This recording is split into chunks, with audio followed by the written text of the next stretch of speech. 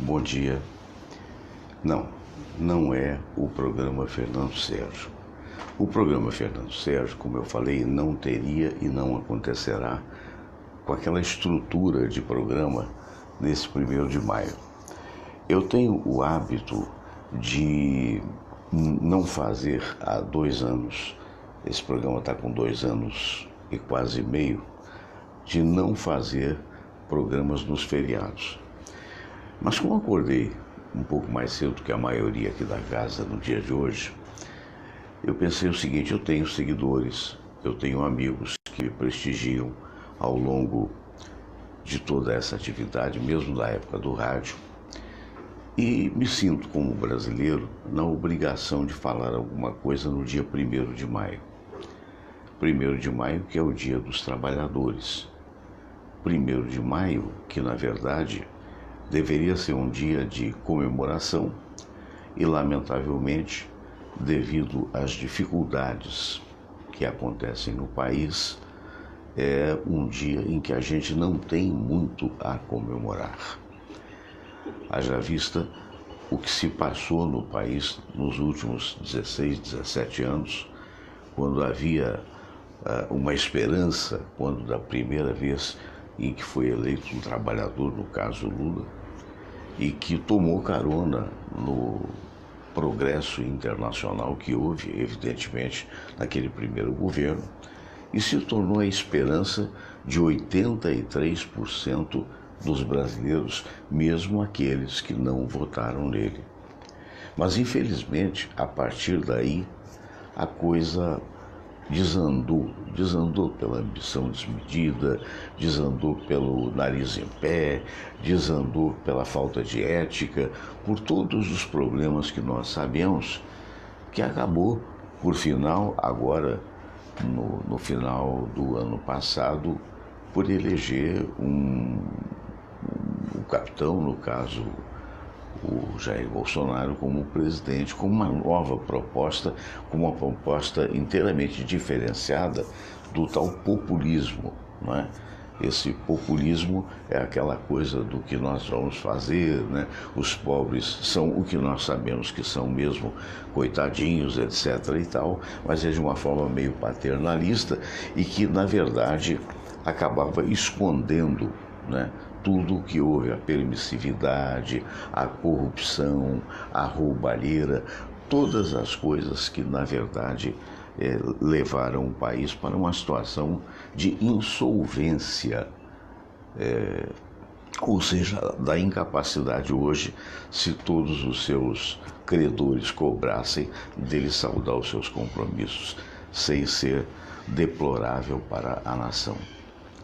Então, hoje é um 1º de maio em que você observa, segundo as pesquisas, se não temos 13 milhões, temos quase 13 milhões de desempregados. Isso é muito grave, mas há que se analisar o que está sendo feito nesse momento, né?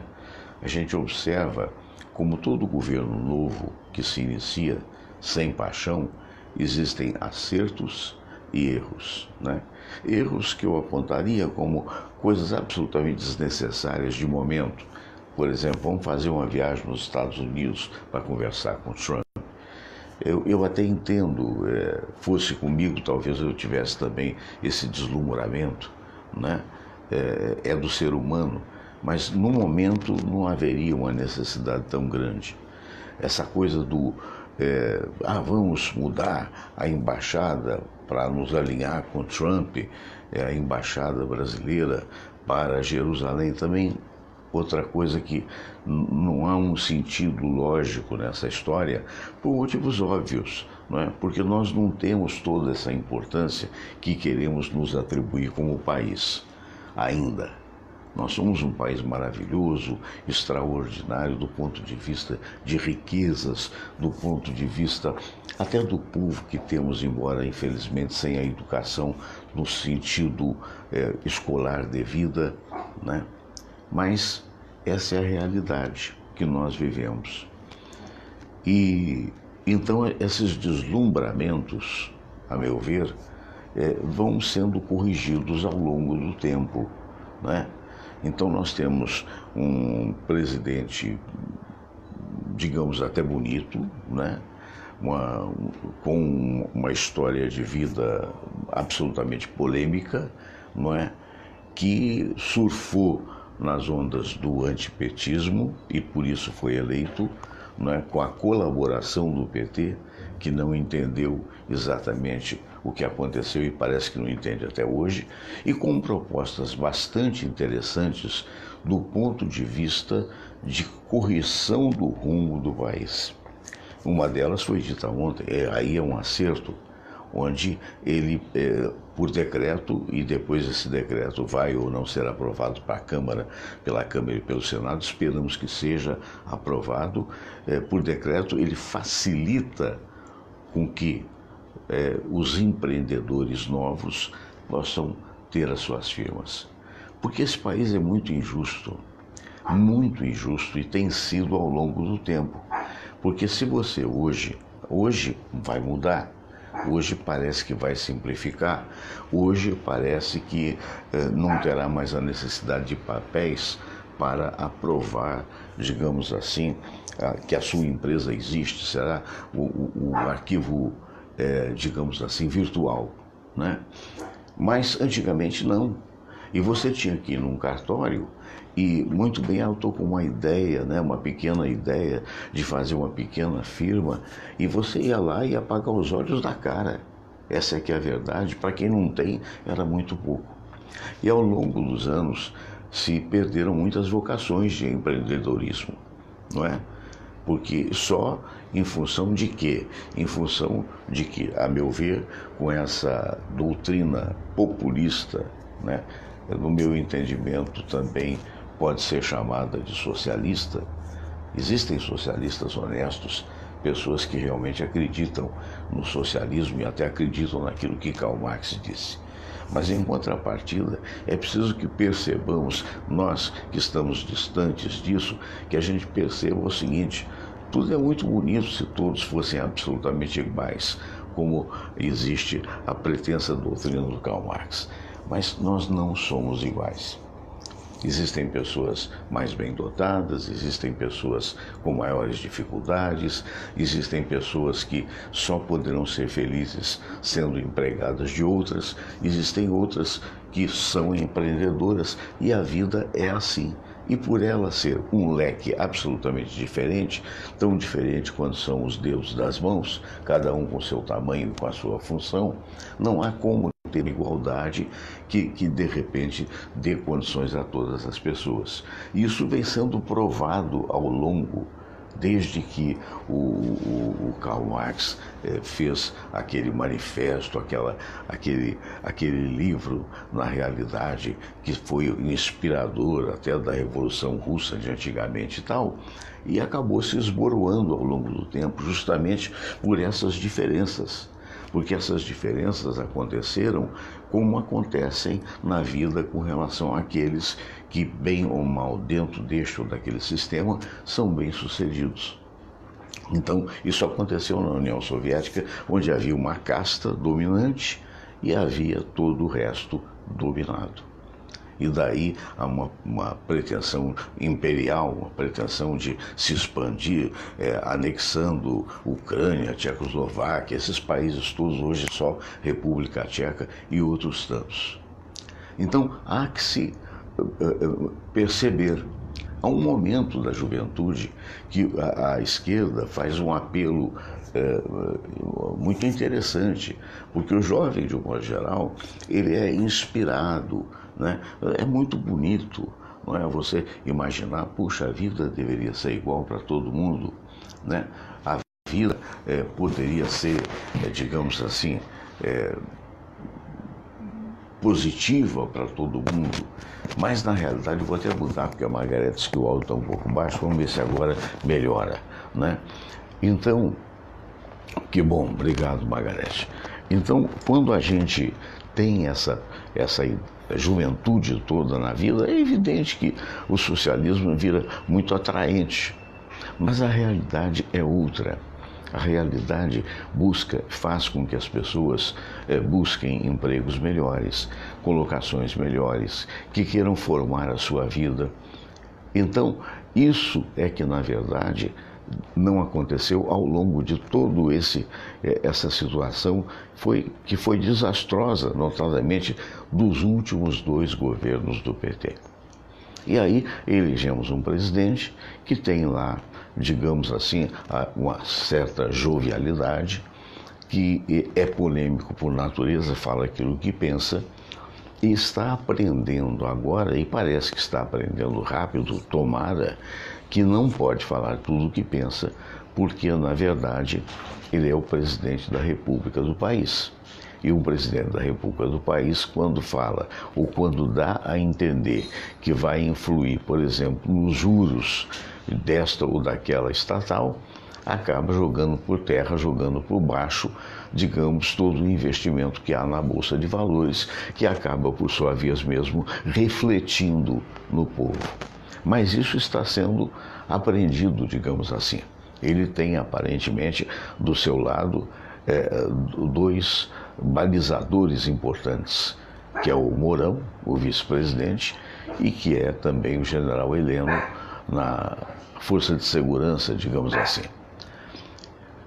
E essa ideia ontem lançada da simplificação do cidadão que quer ser empreendedor, que vai gastar muito menos, que vai pagar muito menos, e a informação de que não vai ter mais um imposto, isso é uma ideia positiva. Isso é uma ideia que vai fazer com que determinadas pessoas que hoje estão no informalismo, elas passem, digamos assim, a se tornar formais, pagando aquilo que a gente imagina possa ser o justo, mas, na verdade, empreendendo e possibilitando não só a sua própria saída numa situação de dificuldade, bem como podendo, em alguns casos, até se tornar empregadores, empregadoras. Então, isso se torna extremamente importante. Então, vejam vocês, sem digamos assim, revanchismos, sem idealismos exagerados, sem imaginar que tudo que o presidente Bolsonaro fala seja fantástico, extraordinário, diferente, maravilhoso, não é. É um ser humano como outro qualquer, embora bem intencionado, e sem imaginar que tudo que aqueles que pertencem hoje à esquerda, todos eles, tudo embola todo mundo no mesmo pacote, todo mundo não presta, tem que jogar no fogo do inferno. Não é assim. Não é assim. O importante, claro, existem aqueles que realmente merecem e até estão sofrendo os processos, alguns presos, etc., que tais, e outros virão. Mas o importante é perceber o seguinte: o que fazer? Qual é o dever de casa, digamos, daqueles que estão governando? É, se possível, agregar pessoas necessárias para lhes dar o apoiamento para fazer as modificações necessárias. Ainda ontem, conversando com o Datena, esse grande jornalista da Band, o presidente Bolsonaro disse uma coisa importante, como entendendo que hoje já existem críticas e dificuldades que iriam haver, não tem outra saída. Ele disse: gente, o Brasil é maravilhoso, é extraordinário, mas é um transatlântico. Não dá para fazer um cavalo de pau. Não dá para, de repente, de uma hora para outra, mudar de curso. E é verdade. O curso tem que ser mudado, mas dentro de uma segurança e de um desenvolvimento. O importante também, outra coisa importante, foi o acordo firmado entre os caminhoneiros, outro acerto do governo. Por quê? Porque evitou o que o incompetente do Temer não conseguiu, evitou uma greve dos caminhoneiros. À primeira vista, a intervenção partiu do presidente, não é? Quando ele não concordou, interviu, teve até problemas sérios na Bolsa, na queda dos investimentos, quando interviu no aumento puro e simples da Petrobras.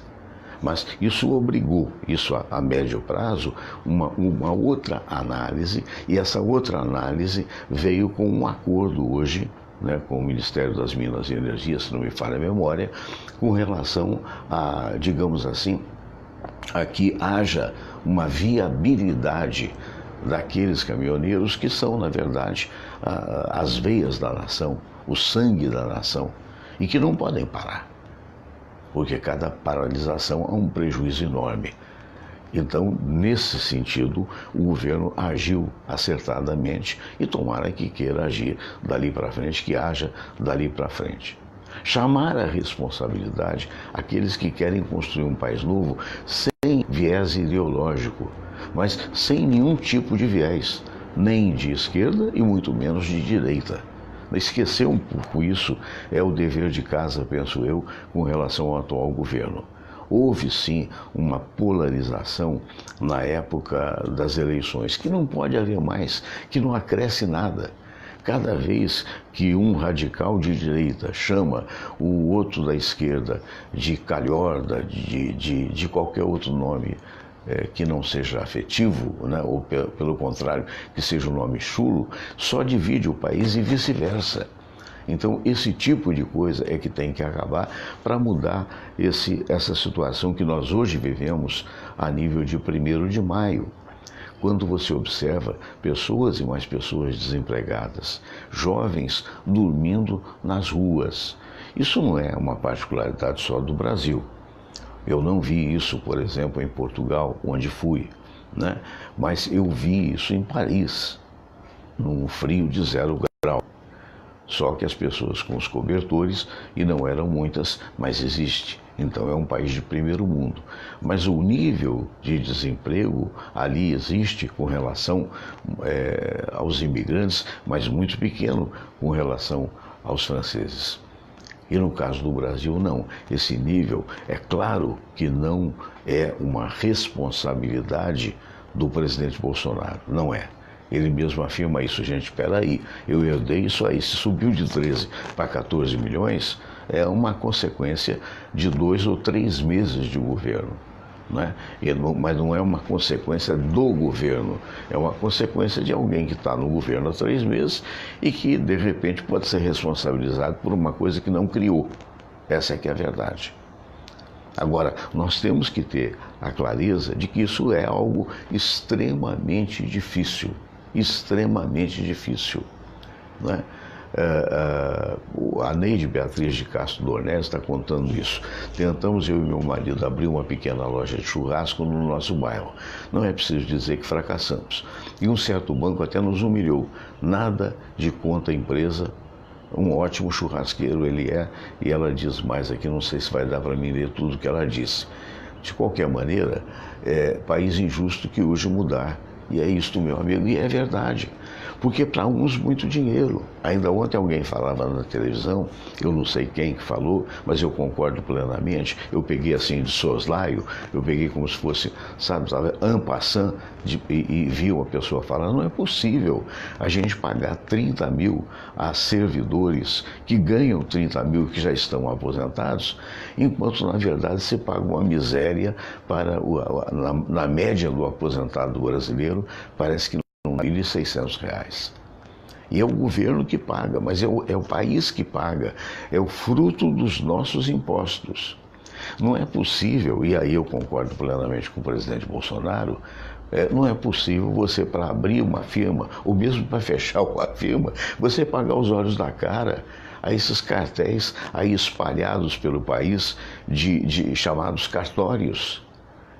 Nos Estados Unidos existe o notary, eu esqueci o segundo nome, eu acho que era, não é notary qualquer coisa, ou seja, o cara é o notário, não é otário, é notário, ou seja, o anotador público. Esse anotador público não é cartório, notary qualquer coisa que eu esqueci, se alguém souber me lembra. Você paga $5 para o cara fazer uma anotação e ponto final. E aqui não, aqui você vai ter que carimbar, fazer isso, fazer aquilo, isso tem que acabar. Por quê? Porque os donos de cartórios, hoje ainda me parece que é por concurso, mas algum tempo atrás eram apadrinhados do governo de plantão, os caras ganhando rios de dinheiro e o brasileiro se ferrando. Então tudo isso tem que partir para haver uma modificação. Existem aqueles que imaginam assim, porque os direitos do trabalhador... Eu vou fazer uma pergunta para vocês. Que direitos? Ah, não, nós temos os direitos, sim, a carteira assinada, se for demitido 40% de multa, tudo isso é muito bonito quando pagam. Mas, na verdade, muitas empresas demitem, primeiro contratam na mentira, ou seja, contratam, mas não assinam carteira. Né? Segundo, permitem o informalismo. Terceiro, quando, digamos assim, quando ou abrem falência ou são, digamos assim, mal administradas, acabam dizendo, olha, procura os seus direitos que eu não te pago. E aí? Como é que fica? Cadê os direitos?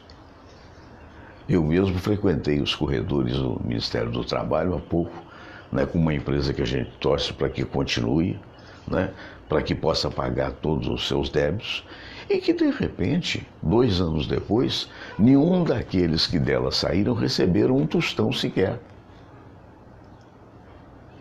E todos nós íamos e fomos ao Ministério do Trabalho, onde, não raro, você encontra o juiz com aquela postura, sabe? Aquela pose, não são todos. Existem juízes, eu sei, competentes e compreensivos, mas uma minoria expressiva ou uma maioria expressiva se acha. Mas eu também me acharia. Imagine você. Não, acho que não. Eu acho que eu não me acharia. Eu não me acharia. Eu teria vergonha. Porque eu estaria num país onde o salário mínimo não passa de R$1.000. Eu estaria ganhando 30 e tantos mil reais com não sei quantos assistentes.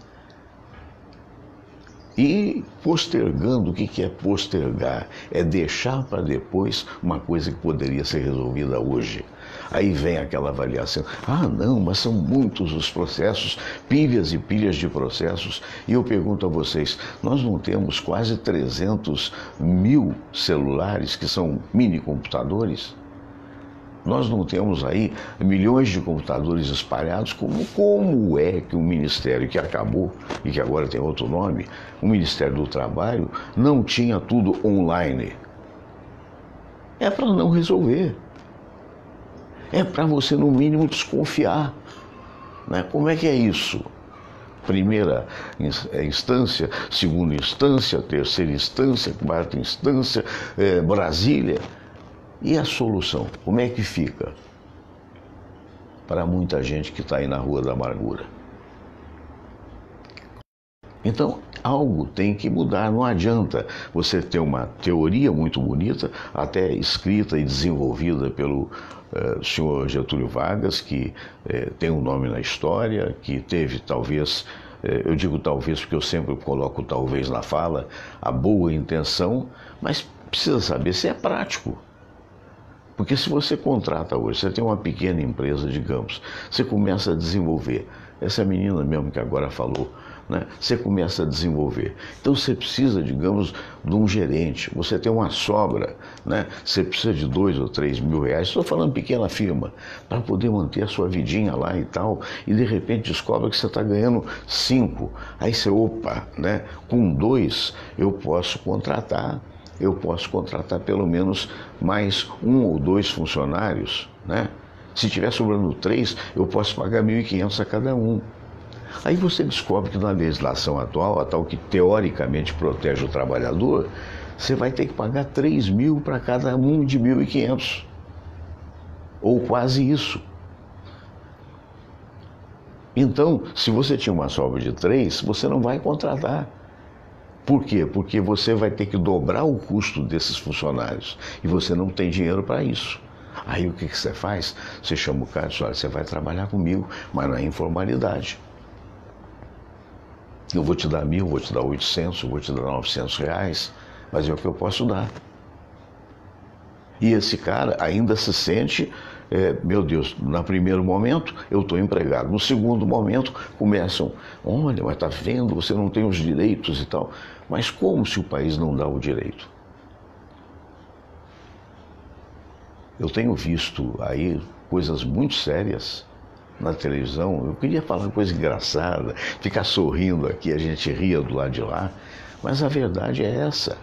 Pessoas desempregadas, desde aquele que poderia ser auxiliar de serviços gerais, porque não tem uma qualificação, até engenheiros, até técnicos de informática, que declaram diuturnamente nas reportagens de televisão, olha, eu me formei, eu fiz isso, eu fiz aquilo, mas não tem emprego.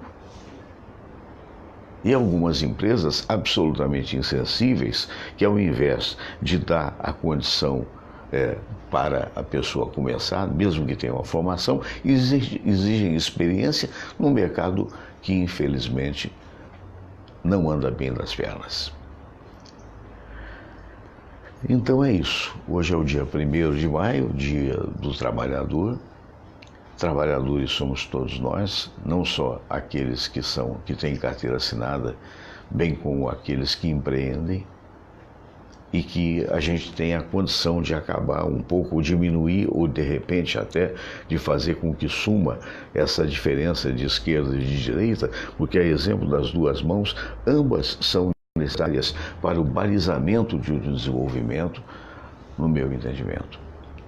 Então, não foi o programa, foi apenas uma atenção, foi apenas uma reflexão e o meu desejo de que, apesar das dificuldades, todos possamos ter um bom feriado e que os governos todos, o federal, o estadual, o municipal, possam fazer autocrítica e possam ajudar nessa mudança de curso desse transatlântico, como disse o presidente, que é o país que não pode fazer um cavalo de pau.